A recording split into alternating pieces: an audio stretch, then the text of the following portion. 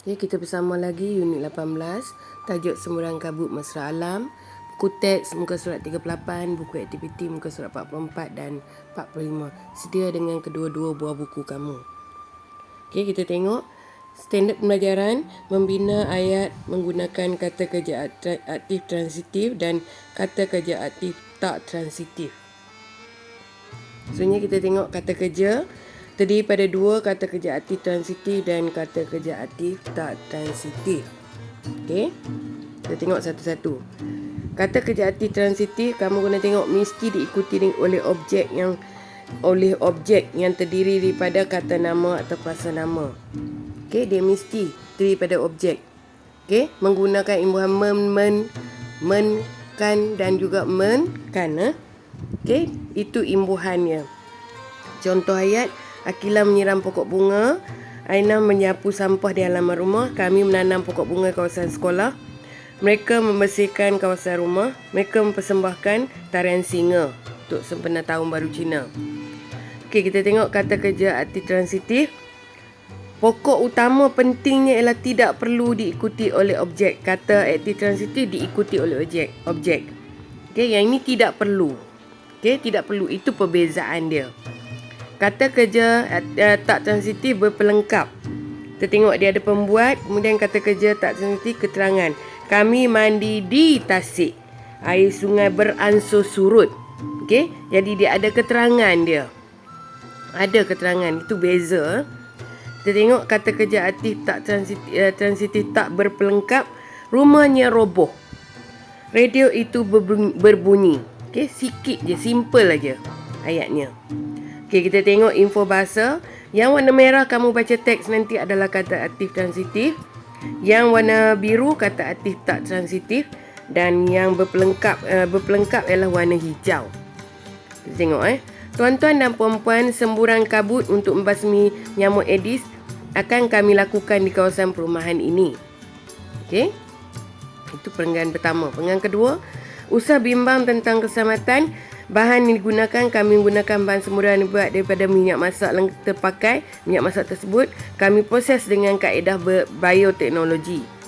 Okey, sebenarnya selain itu bahan semburan itu tidak mempunyai kesan sampingan terhadap alam sekitar. Pencemaran udara dapat dikurangkan kerana semburan kabut tidak mengeluarkan bau busuk.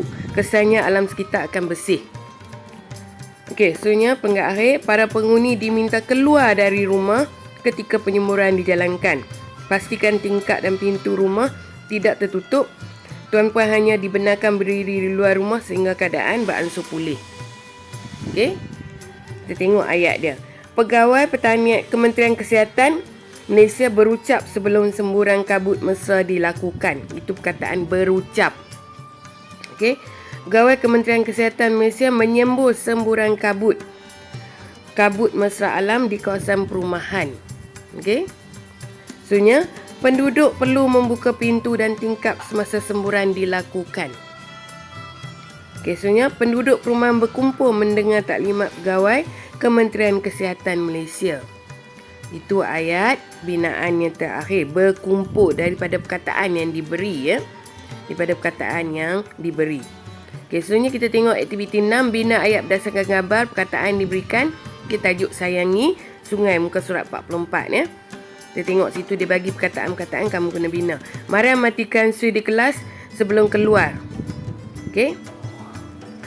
Menjimatkan. Meli menutup paip air membasuh tangannya untuk menjimatkan penggunaan air. Okey. Sebenarnya membawa. Suraya membawa bekalan makanan untuk makan bersama kawan-kawannya. Okey, menunggang. Amsyah menunggang basikal bersama kawan-kawannya di waktu petang. Dan sebenarnya menanam. Cikgu Helmi dan murid-murid, sekejap. Saya tengok tak tally dengan dia punya gambar. Okey, dah masuk dah.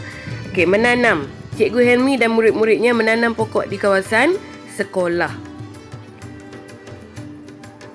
Okey, seterusnya muka surat 45, perkataan dah diberi, kamu isi je. Bertenggek, dilihat, terbang, makan, bergayut, mandi. Isi. Sesuaikan dengan perkataan yang saya beri itu dengan dialog, dengan ayat-ayat yang ada. Kamu isi sendiri. Okey. isi sendiri, lengkapkan sendiri kedua-dua muka surat 44, 45. Okey, macam biasa, seperti biasa, snap gambar hantar pada cikgu untuk rekod PBD. Okey, sekian, terima kasih.